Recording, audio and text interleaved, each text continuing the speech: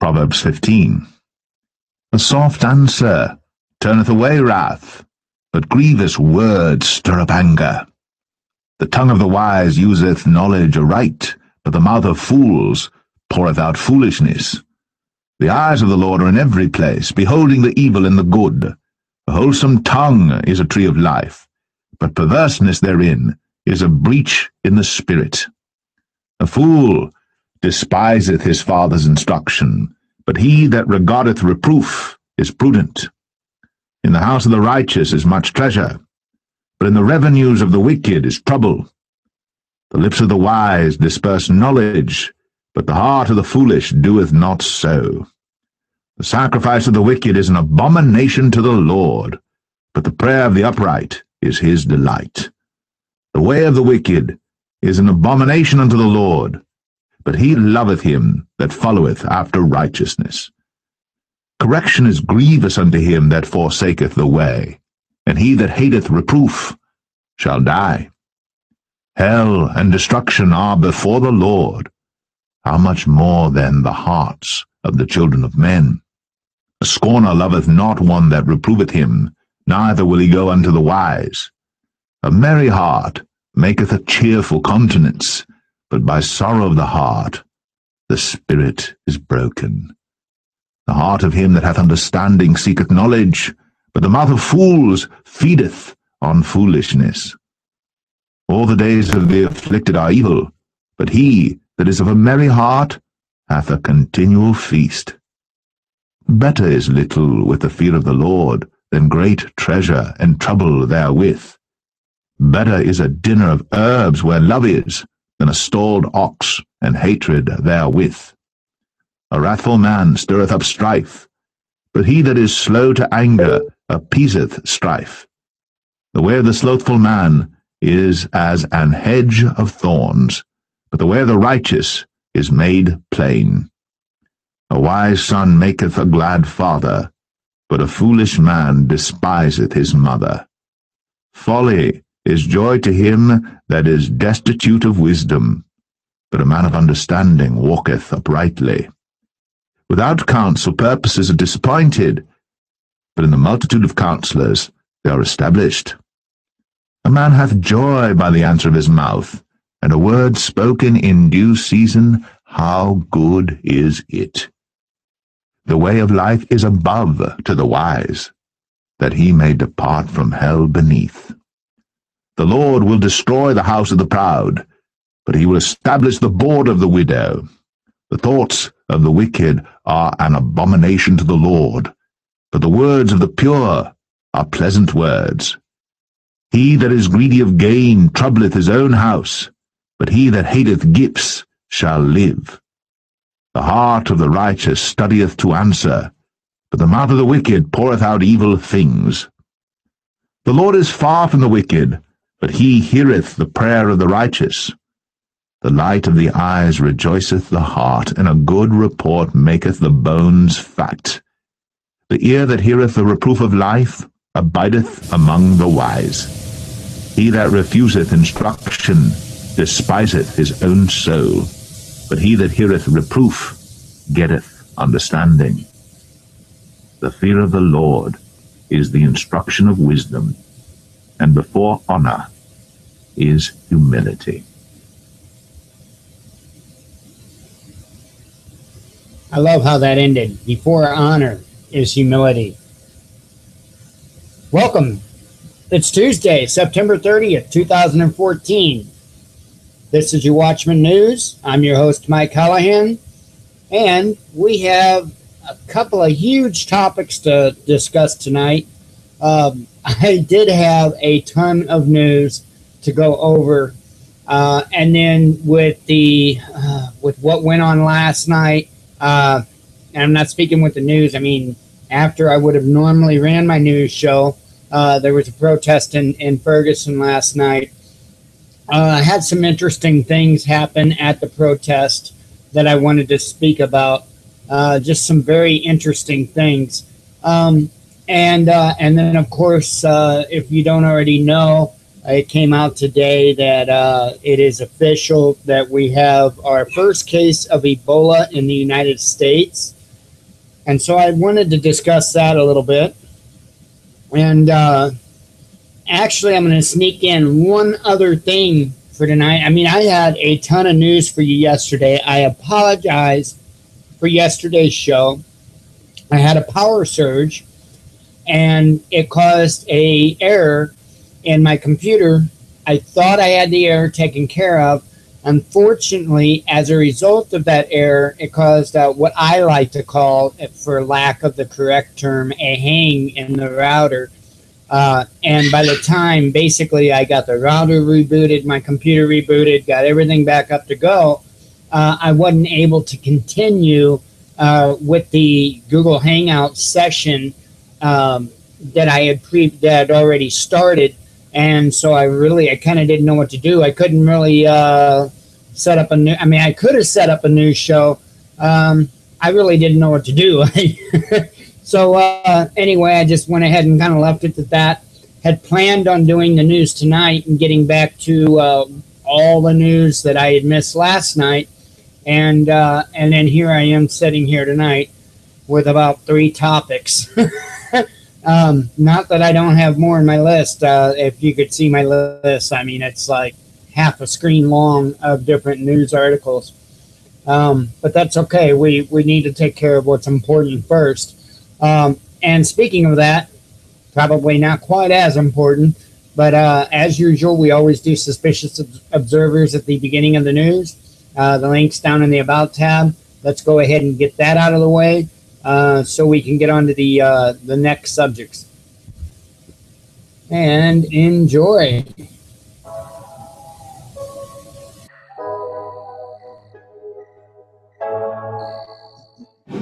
Good morning, folks. I thought we'd start today with some more solar tornadoes. These are bigger than Earth. There are at least 2, maybe more, all part of an incoming filament on the north. By the way, if you get a chance to get outside in the next few days before sunrise, Jupiter is brilliant and the last light shining as the sun wipes the stars clean before breaking the horizon. We're looking at the solar wind now, and there's no clear coronal hole impact, which we expected, but the density readings are spiking intermittently. We've got some variable speed as well. We're in and out of geomagnetic instability. Rheometers show slight plasma penetration, but nothing major. Low energy proton flux is rising slightly, but the electrons took a pretty good whack. Eyes open for more. So the solar flaring is dying down, and that may continue. Our best bet for flaring is the departing spots, but that would be more of a proton flux concern than for an Earth-directed CME. Incoming spots are just so-so. We've got mixing potential up north, but truly this is more of a solid beta-gamma classification. Down south, it's tough to definitively call delta or the gamma class, but it appears to have some complexity despite its smaller size. Big plasma filament departing the Earth-facing disk, so we turn our attention in this realm to the smaller ones on the south. Folks, I literally just started shaking my head when I saw this. It's not definitive, but it looks like there's a darn good chance that the solar polar fields are not done with their reversal this cycle. The north field must be positive for good this round to officially enter the next solar cycle. How about some good news? The Earth-facing corona hole on the south caused us to enter our latest quake watch, but thus far we've had no bigger ones. Iceland is ticking back up a bit with some elevated readings. Official magnitude on this quake is only 5.3, however. Oklahoma with a solid little swarm as well, even for the heavily fracked area. Perhaps we'll avoid the big ones this round with only another 36 hours to go. One note, there are a few more buoys offline around these areas than we like to see. It's not a problem until it's a problem. One article today is on ice mapping, and it elucidates the volumetric changes in contrast to our usual surface ice discussions. Kicking right to the tropics, where Fanfone appears ready to do what Kamuri could not, shoot right for Japan. Back across the Pacific, Rachel lives on, and we've got another storm brewing to the southeast, should be named in the next few days. If you remember yesterday, we discussed the chances for storms and snow or hail on the east and west sides of this low, respectively. It was trekking east from dumping floods on Arizona and Utah. Well, the severe storms were easily handled, but the story was the cold. The western edge pulled a good bit of that chill down to meet the moisture coming north, and this was the scene across much of Colorado yesterday. Hail and resulting floods, some property damage as well. And not much has changed today. The low is creeping across the country very slowly and will again cause severe alerts on its eastern edge and hail and snow warnings across a very large area in its wake. Southeastern Australia has the edge of an Antarctic low cresting atop the land. Meanwhile, the same reinforced flow aims at the North Island of New Zealand. Those are your watch zones here tonight. Meanwhile, the big low remains up north atop Iceland. It will come down quite a bit again today there. We've also got some minor storm warnings on the main continent. Mobile Observatory is off to Joplin. Got some shots of our star to close at 6:35 a.m. Eastern Time, 5:35 a.m. Central. Eyes open, no fear. Be safe, everyone. And thanks to Ben Davidson, Suspicious Observers. As always, as I said, the link's down in the About tab. Oh, well, I don't know really how else better to start this off than here.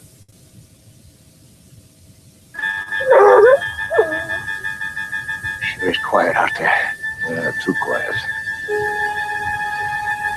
Looks like I picked the wrong week to quit sniffing glue.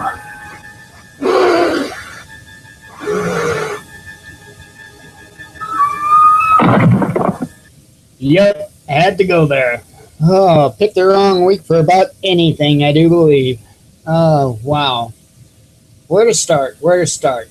Well, I'm going to start with the third story that I actually hadn't anticipated on even talking about tonight. We'll go ahead and start with that, and then we'll go on to Ebola and Ferguson, possibly not in that order, I don't know. It's a mess. So we'll start with this. Let me find the link. Like I said, I have a ton of links here, but I did want to cover this because I thought it was rather interesting.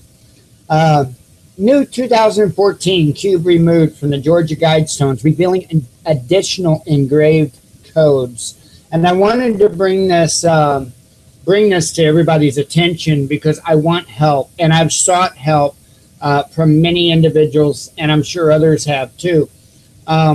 So I want to get the best minds that we can muster on this and try to figure out this code. I'll put it in a new release video today by YouTuber Copperheader1. We learned that on September 25th at the Georgia Guidestones location in Elbert County, Georgia, the creepy monument that outlines what appears to be the agenda for the New World Order, including the directive to, quote-unquote, maintain humanity under 500 million in perpetual balance with nature, a man tasked with the upkeep of the Guidestones removed the mysterious new granite cornerstone edition which reads 2014. Upon removing the six-sided cube, which was added by an unknown entity sometime in 2014, it was discovered that the cube also contains individual engravings on each of the other four sides, which were hidden from view. Let's see here. In addition to the 20 and the 14, which were public-facing, the heavy granite cube also contains the following engravings: MM, the number 16, number 8, and JAM. That's Juliet Alpha Mike. So the code on the cube in its entirety reads MM 16 20 14 8 JAM. Amazingly, the Guidestone's groundskeeper then examines the cube and asks onlookers, "Do you want a chip?" As the small crowd looks on, he then proceeds to destroy the cube with a hammer and chisel, handing out pieces. An excellent metaphor or allegory for what humanity ought to do with the individual controllers of the new satanic world order system. Of course, the author of this kind of threw his own in there, which is fine. I tend to agree with that. But what I wanted to point out with this, and why I thought it was of importance, and I apologize for the background noise, what I wanted to point out, what I thought was important, extremely important, was not only the code that this cube contains, but for the simple fact that he broke chips off of it and handed them out to people. And what got me, and I'm not going to play the whole 8-minute video, I'm going to try and find it here. It will show, let me get it to that spot, which is rather far in the video, I believe. Yeah, he's about ready to get down here. And then what I'm going to do, I'm going to show you what I thought was extremely interesting. It's just something, there's a lot.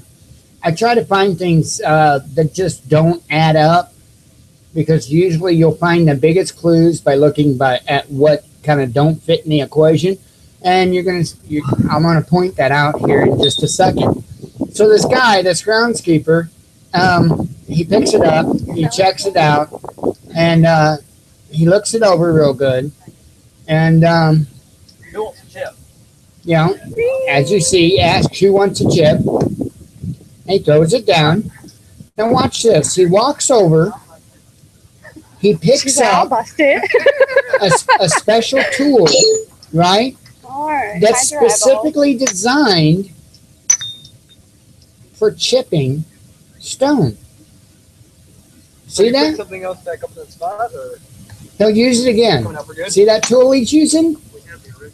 So when he went out there to remove that stone, for one, he knew there were going to be other individuals out there, obviously, to hand chips out to, but he also knew to bring that particular tool to be able to break chips off that stone, to hand out those chips to people. So I'm not fully understanding the implication behind that. I've been running that through my head. I've been running those numbers and letters through my head, and I'm asking everybody else out there to do the same. Run those numbers and letters, see if you can come up with anything. If there's anything in biblical scripture or anywhere else where somebody might really understand something that I'm obviously not, about breaking chips off that cornerstone. It's not a capstone now, it's a cornerstone. And breaking chips off of it and handing it out to individuals, please, by all means, utilize, I'm making up words now, utilize the Watchman News Facebook page. Send me a message or post it on the post it on there, please, because I've been going kind of nuts the last few days on this, trying to figure out what the code means, trying to figure out why chips would be handed out, what significance that would have to it. I do believe that this is a very important thing to us, more important than a lot of people would probably view it. I think it's something that we might want to take a pretty deep look into. So anyway, let's go ahead and get on with what I don't want to say what I was going to talk about, because man, I got a lot of news stories for that. What I wound up deciding to talk about. How's that sound? Okay, so obviously I lost. I didn't make that link. So it was yesterday. I've seen this link here. Dallas Hospital monitoring patient for Ebola. Let me find the date. September 29th. Yes, indeed, it was yesterday that this came out, and basically a patient in Dallas Hospital showing signs of the Ebola virus and blah blah blah blah. The reason I'm not focusing on what this says is because today, let me get the link, because that link I didn't have, but I do have it on my Facebook. So, okay, as soon as I can copy and paste, that is.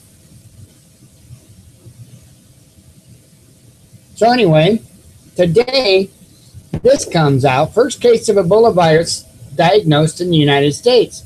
A patient being treated at Dallas, Texas hospital is the first person diagnosed with Ebola in the United States.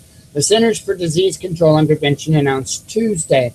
Several other Americans were diagnosed in West Africa and then brought to the United States for treatment. The person who first tested positive for Ebola in the United States is a patient at Texas Health Presbyterian Hospital in Dallas. Hospital spokesman Stephen O'Brien said Tuesday. The CDC is expected to provide more details on the case in a press conference at 5:30 p.m. That must have been Eastern time, because from what I've seen, it was well done with by that time. Anyway, the Ebola outbreak has been centered in the West African countries of Guinea, Sierra Leone, and Liberia. Though there have been concerns about international air travel and other factors, including the fact that symptoms might not appear until 2 to 21 days after one is infected, may contribute to its spread. More than 3,000 people in West Africa have died after being infected with Ebola, according to the World Health Organization report from last week. The same report stated that there had been 6,553 cases of the virus overall, though the number is suspected of being much higher given difficulties in tracking and reporting the disease. According to the CDC, Ebola causes viral hemorrhagic fever, which can affect multiple organs in the body and are often accompanied by bleeding. Early symptoms include sudden onset of fever, weakness, muscle pain, headaches, and a sore throat, each of which can be easily mistaken early on for other ailments like malaria, typhoid fever, meningitis, or even the plague. So, yeah, blah, blah, blah, blah. Just like, and I did, by the way, listen to that CDC press conference, and it was just a bunch of blah. So, but the reason why I decided to do this before the Ferguson thing was because I do wonder if this works hand in hand with the Guidestone story. And this is the reason why I wanted to do the Guidestone story tonight as well, was because I personally, it's just my belief that they both are hand in hand with one another. It's my belief that if the virus doesn't get us, if Ebola doesn't get us, the vaccinations that they will force us to have will. And we'll see. Right now, I may be wearing a tinfoil hat. Of course, I was wearing a tinfoil hat when I said Ebola was coming to the United States, too. Everybody thought, oh, no. They're keeping it in Africa. It's not going to come here. It's not, Yeah. Okay. We've got this DB68 or whatever it is in this country, that upper respiratory illness, and the Ebola thing. I'm telling you, we need to be very, very watchful. We need to have our quote unquote our house in order, and be ready.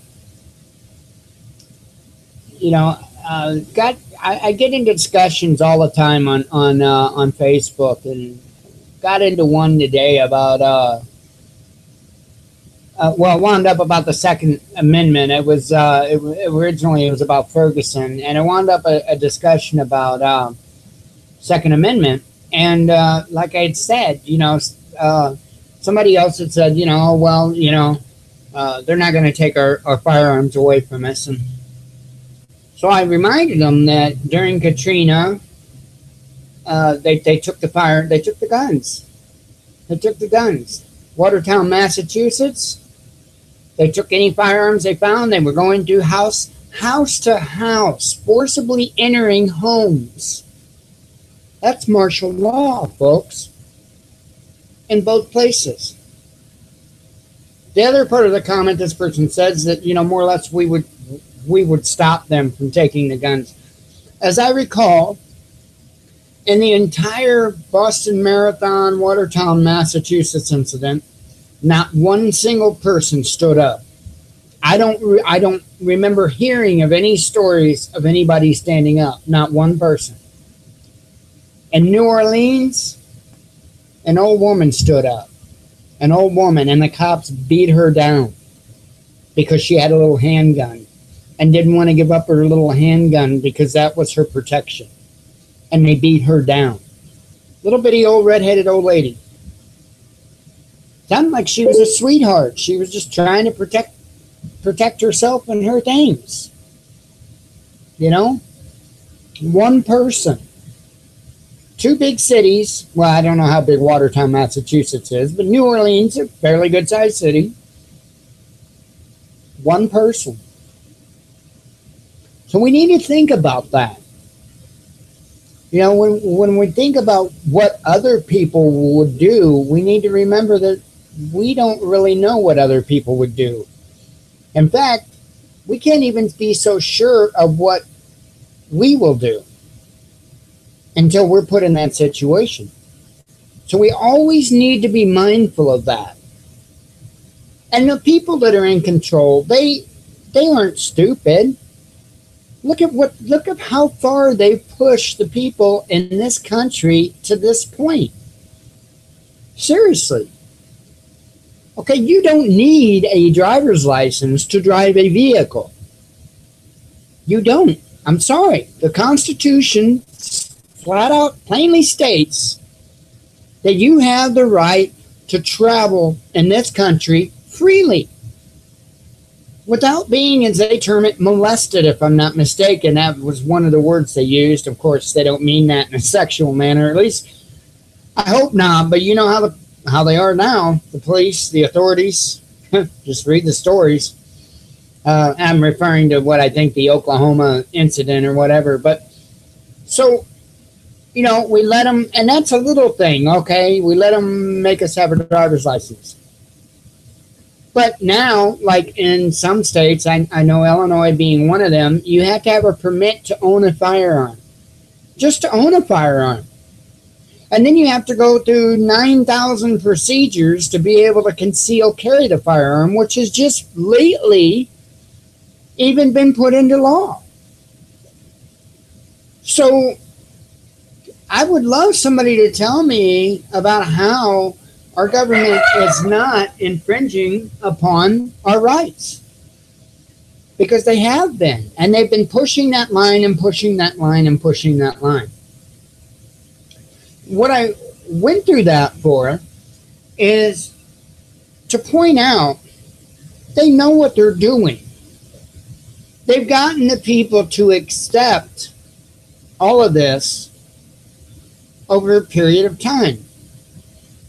They know that in a crisis situation, people are going to be afraid. People are going to be desperate. People are going to give up anything they can give up just to have that little bitty sense of security, especially today, because they've spent the last 30 years trying to scare the hell out of us. I know. I grew up during the 80s. I remember the whole stranger danger campaign. And I'm not saying there's not dangerous and bad people out there, but I will say not every single person out there is someone to be afraid of. I love kids to death. I can't even go into a store today and smile at a little kid without their parents looking at me like, you know, what's this guy going to do? What's this guy up to? That's sick. I remember back when I was a kid. It wasn't that, well, okay, well, it was a little while ago, but still. I remember that's how people were. That's simply how people were. You know, adults knew how precious children were, and a child was worth a few seconds and a smile and a hello and even a quarter or a piece of candy. Today, that seems insane to people, to let your child accept a piece of candy from somebody. And you know, that's a little bit iffy there. But if I was to walk up to your son or daughter and hand them a quarter or a dollar bill with a big old smile and say, hey, how you doing, sweetie? You be good for mom and dad. They'd be on the phone calling 911. That's crazy. I'm telling you, that's crazy. But that's what they've spent the last 30 years getting us to be afraid of everybody else. So, again, I took a long way to get to a point. In a crisis situation, like a mass disease breaking out in this country, an EMP, the power grid going down, people will gladly hand over their weapons. Gladly hand over their weapons. Just if the police will give them some security. You know, yeah, I see the statistics about how many firearm owners there are and everything else. How many firearm owners are preppers? I would love to see those statistics. Because I bet it's a rather small amount. So to feed your family, would you give up your guns? And if you listen to this show, I know what the answer probably already is. You have to understand the demographic that I'm speaking to. People with prepping and survival, you know, on the top of their head. But there's a big, much larger group of people out there other than us. So let's throw a number out there. Let's say 70%. Let's say 70% of firearm owners either aren't into or haven't prepped. Sheds a whole new light on things when they give up their firearms for food or a promise of security. Then, how many firearm owners do we have in this country? See, a lot of people don't put the depth of thought into the subject that it needs, that it deserves, that it has to have in order to fully understand the situation. That's a fact. And it scares me. I don't even own a firearm. Don't have one. Don't have one. There's a lot of good people out there that either don't or can't have one. I can tell you that I'm not one that would give one up in that instance, but I can also tell you have a heck of a time finding me in that instance. Because I'm not going to sit around and wait.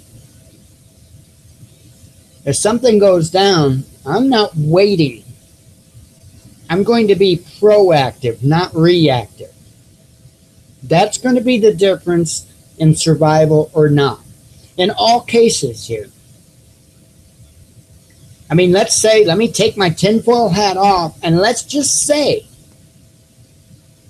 that worst case scenario, we have a pandemic in the country. And the government's not the boogeyman and blah, blah, blah. Okay?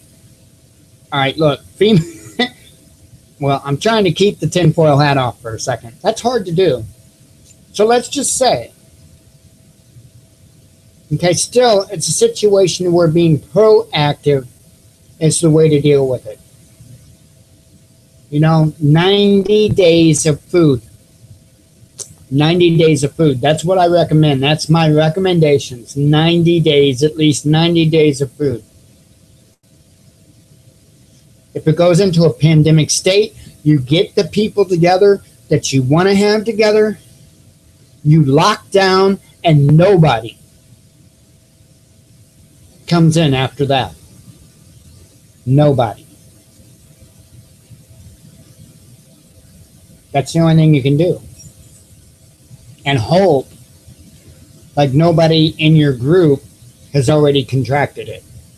90 days. I know a lot of people might say, well, 21 days. Yeah, 21 days. Yeah, that's all good and plenty. But you're going to have a stagger effect, for lack of better wording. You're going to have a stagger effect. That's why I'm saying 90 days. Because that gives you, and again, probably lack for better terming, but that gives you like 3 generations, so to speak, whatever the words would be. 3 waves, whatever you want to call it, of people being infected. So that's why I say 90 days. So if you want to be proactive on just this Ebola thing and not anything other from that, 90 days of food. Make sure that you have a way to filter water. Make sure you have light. I never hear people talking about light. Make sure you have plenty of light. Because without light, none of it's any good. None of it's any good. So make sure you have that light. I'll tell you what, it's cheap to buy, stuff like vegetable oil or something like that. That's, relatively cheap. I'd have to go to the store and look at prices to know what vegetable oil is versus, say, lamp oil or whatever. However, that's not my intention here. But you can get cotton wick. I use them for e-cigs. I rewrap my own coils in e-cigs.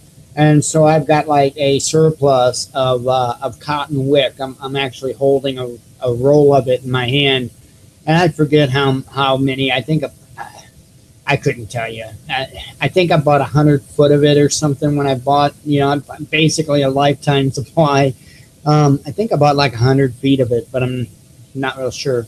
Anyway, it costs very little for this cotton wick, and because I have the wick, I can simply take something like a soda can or anything like that. If I had to, I could go drain motor oil out of a vehicle and put it in that soda can with some of this wick. And I've got a candle that will last me, however long. I mean, for a long, long time. You can find fuel for something like that, whether it be motor oil or vegetable oil, whatever. It's not that hard. Be resourceful, be ready to adapt, but be proactive. Proactive, not reactive. If you're reactive, it's already too late. Think about that. If you're reactive, it's already too late. So, now I'm going to put the tinfoil hat back on. Could this be why the FEMA camps? Could this be why they've been funneling homeless people into the FEMA camps to train workers? Because they most certainly have been doing that. Could this be why there's over 500,000 foreign troops on U.S. soil training? Very, very important questions. that we need to be asking ourselves and that we need to be talking about. And we need to be doing that now. Right now. Which leads me to the Ferguson thing. Okay. Now, I've been expecting them to use something like a protest or some minor uprising as an excuse to kick this stuff off. Everything in my being has said this year. And if I'm wrong, I'm wrong. But everything in my being has said this year. And I'm not the only one. There's a lot of people saying the same. A lot of people. Trying to get a drag off my e-cig. I apologize. There's a lot of people been saying this year as well. So last night, and this thing with Ferguson has started to bubble back up. And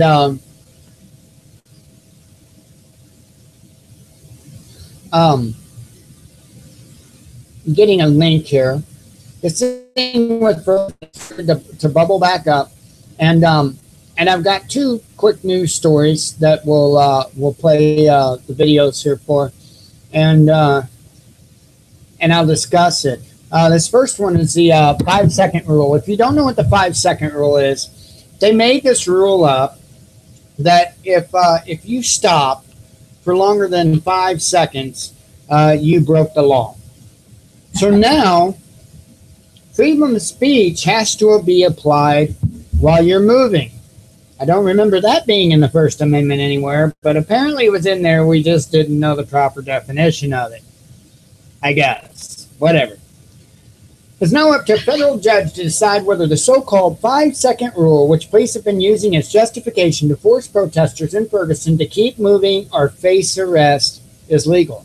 U.S. District Judge Catherine Perry heard testimony Monday in St. Louis in a case brought by the ACLU claiming police have no legal right to arrest protesters for, quote-unquote, refusal to disperse, just for standing still. First of all, how can they be a request to disperse in the first place? It's a protest. They have that First Amendment right. Period. Period. Again, people are letting that line being pushed. Okay, you see that? They are allowing it to be pushed. Because they've already obviously accepted that they can, be told to disperse when they're exercising their First Amendment right. That's bogus. That's bogus. Whether you like it or not, it's bogus on all counts. But anyway, we have very serious concerns about the lack of due process that is happening in Ferguson, said ACLU of Missouri legal director Tony Rothard. It does seem to be an intimidation tactic in many ways, and that just makes people feel picked on and agitated and leads to the kinds of feelings that cause the unrest like we have seen, he said, or that we have seen. On the stand, St. Louis County Police Chief John Belmar said the rule was meant to be enforced only at night, but that some officers use their discretion to apply it during the day as well. The ACLU maintains Missouri's refusal to disperse law covers only illegal protests or rioting and was not meant to empower police to arrest peaceful protesters.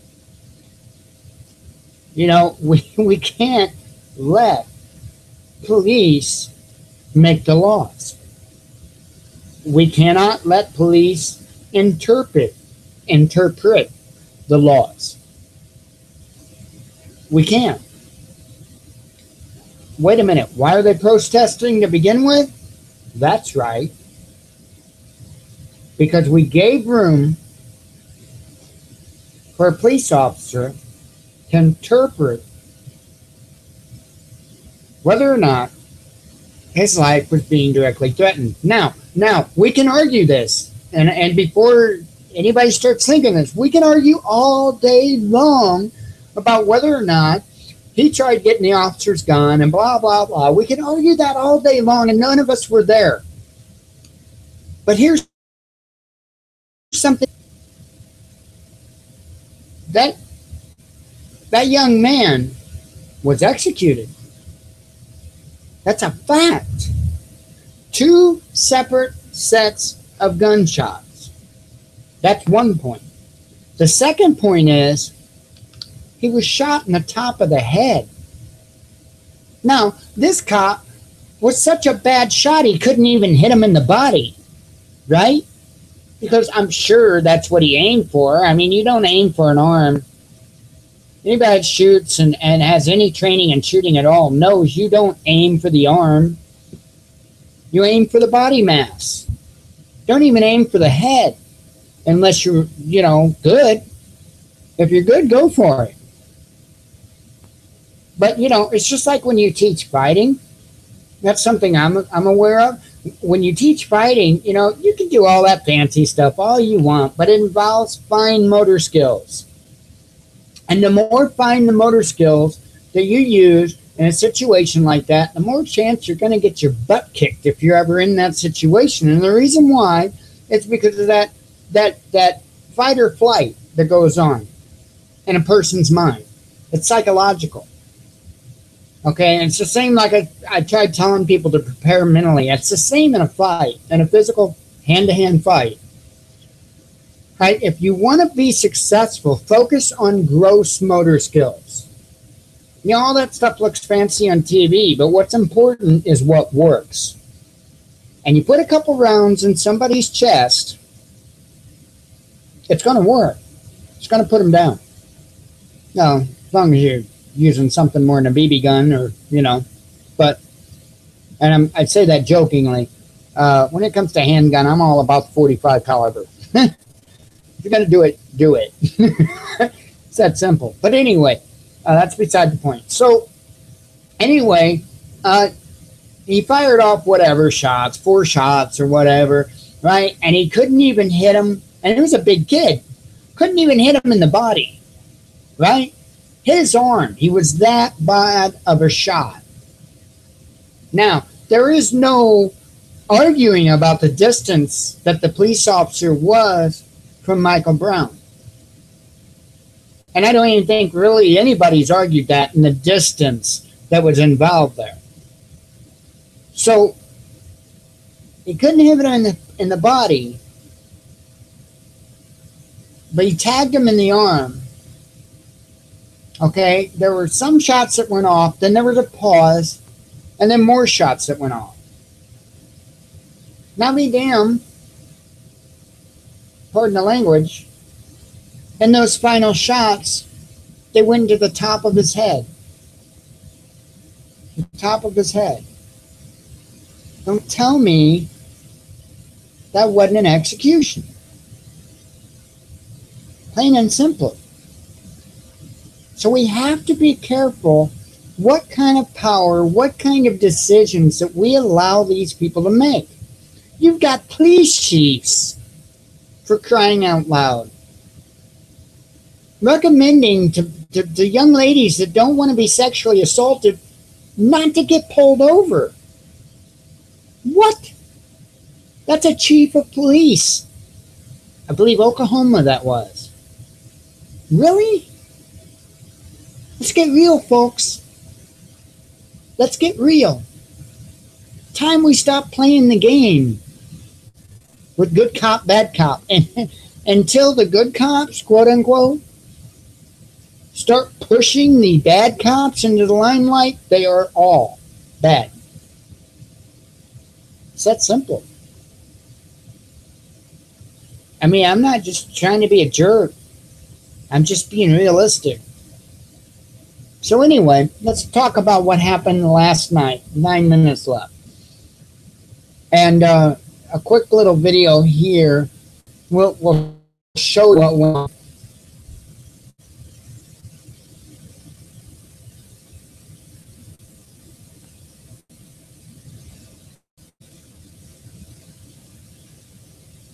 Well, maybe quick. Usually they play or autoplay, but this one didn't. And before I play the actual video, I wanted to show you.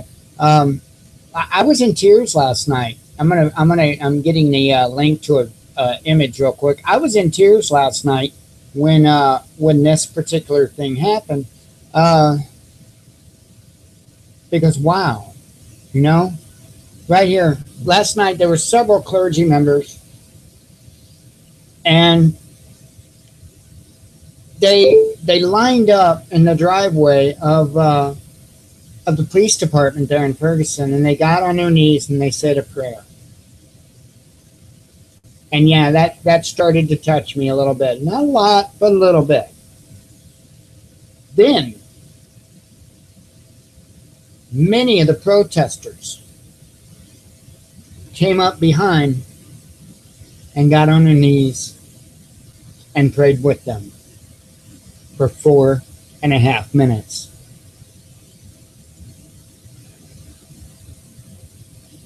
And then after that, business went on and as usual or whatnot, if you want to call it that, for a protest.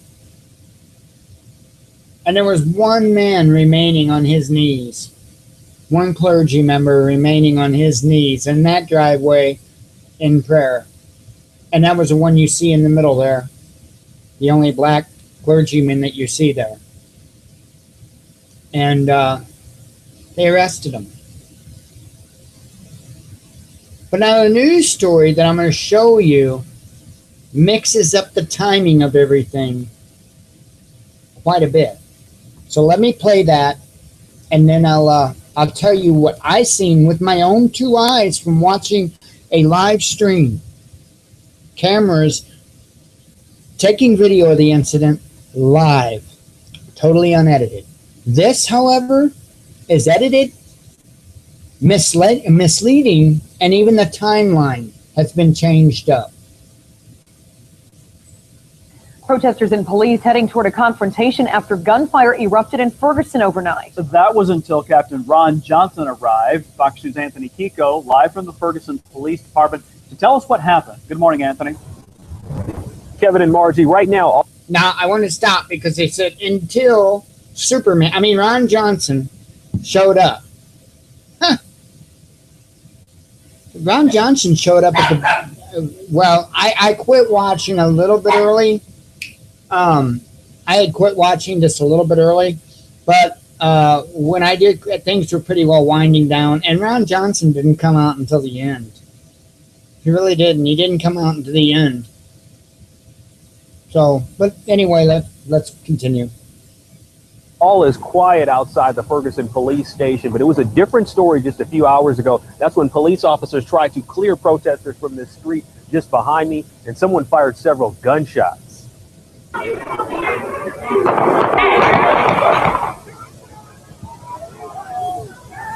You can see police officers rushed back toward the Ferguson police station as the gunfire erupted. It's unclear exactly where the shots came from. Now, this all happened moments after a group of clergy got on their knees and were praying alongside protesters. Somewhere in the middle of the street, police... Okay. It was actually quite a while after that prayer. It was quite some time. I don't know why they linked it together. I don't know.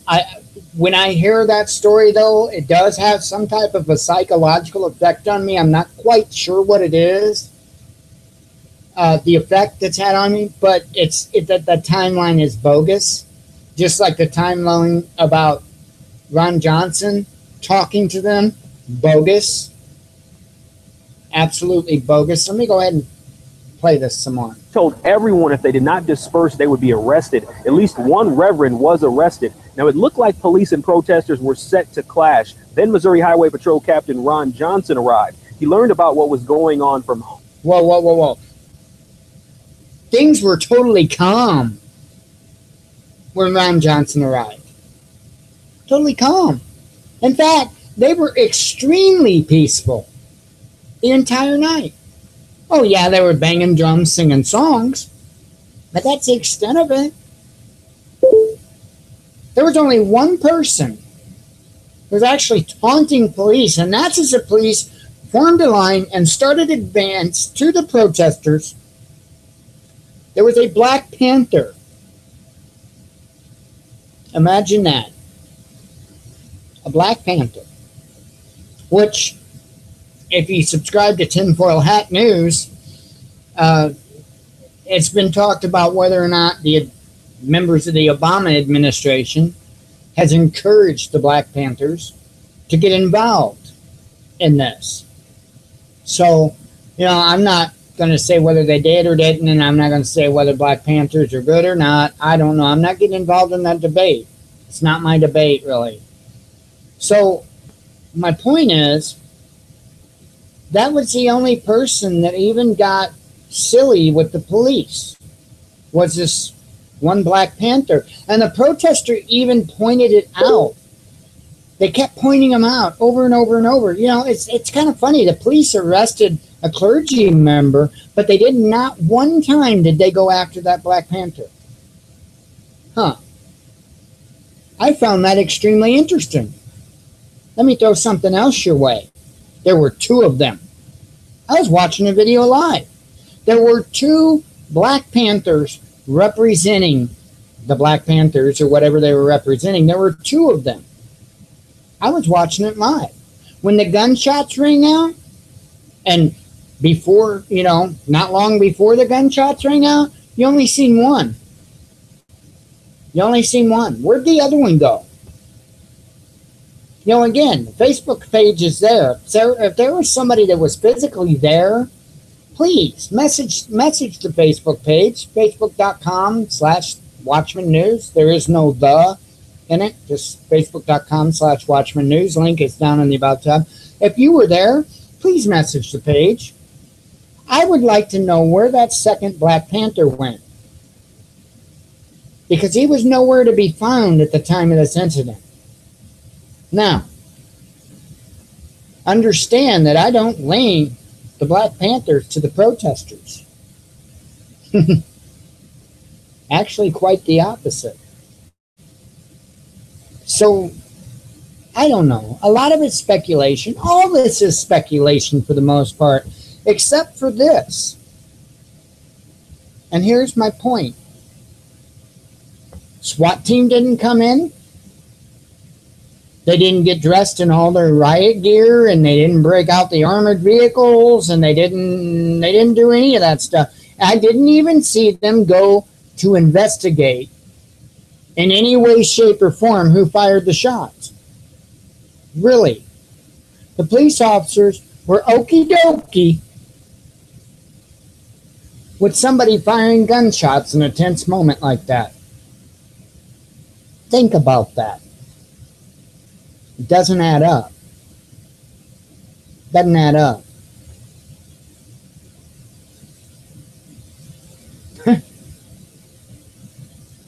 Just put two and two together, folks. And not the Common Core method. Let's do it the way that I did when I went to school, which equals 4. Wow. Wow, what are they doing? There were reports after the Ferguson thing got started back up that Department of Homeland Security was inbound to Lambert Airport, that they had, I guess, more or less cordoned off a gate or whatever for DHS arrival or whatever. So just keep your eyes open. Stay vigilant. Do not believe a word that comes from mainstream media. Don't do it. Again, if you want live streams, I could have listed them. I've got a ton of live streams bookmarked. If you would like some live streams to watch the stuff yourself from just regular citizens like you and me that are out there recording it all and watch it live so it's unedited, so you can see yourself, message the page. I'll be happy to give you as many links as I've got. It's important. The more of you that sit there and watch like I do, are the more witnesses that can speak out. Otherwise, you just get people throwing out their opinions like it's facts. And it's dangerous. It's really dangerous. It sets a precedent, just like the gunshots themselves. Sets a precedent. Well, it's after 8. That's what I've got for you. Please check this stuff out. Please be prepared. Have a way to filter water. 90 days of food. Start talking to your loved ones. It's time. And if nothing happens, great. That's wonderful. If nothing happens, something actually did indeed happen. You opened up a dialogue with those that you love in the case of an emergency. You prepared. You stored food. I would say something big happened. Even if we don't have an outbreak. Keep that in mind. May God bless you. May He walk with you. Be one with your spirit, and I love you all. Good night. I will see you tomorrow, God willing. Have a good one.